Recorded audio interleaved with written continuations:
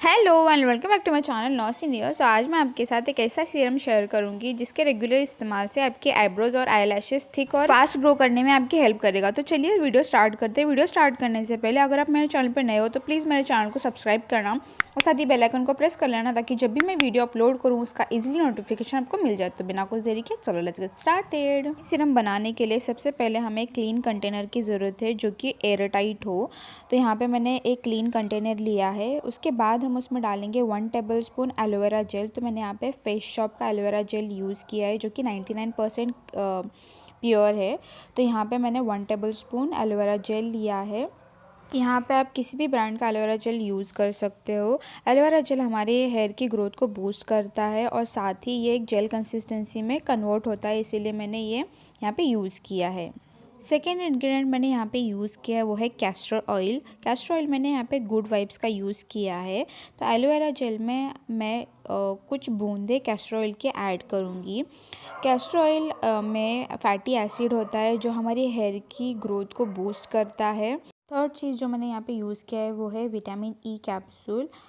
इसका नाम है EVN 400। ये कोई भी इजीली केमिस्ट शॉप में आपको मिल जाएगा। तो यहाँ पे मैंने 1 विटामिन ई कैप्सूल ऐड किया है। तो हम तीनों इंग्रेडिएंट को अच्छे से मिक्स करेंगे। ये कुछ जेल कंसिस्टेंसी में हमें मिल जाएगा।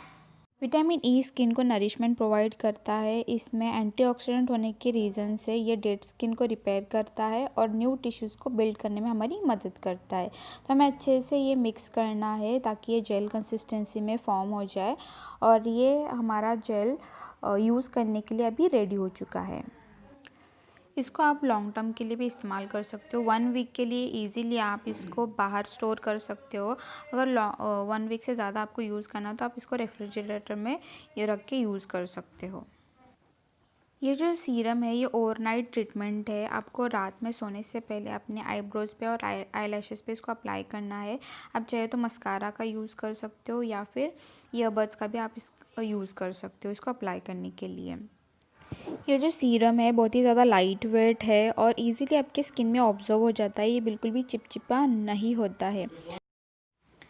आई होप ये सिंपल होम रेमेडी आपको अच्छी लगी हो। अगर लगी हो तो प्लीज़ मेरी वीडियो को लाइक करना, शेयर करना, सब्सक्राइब करना ना भूले।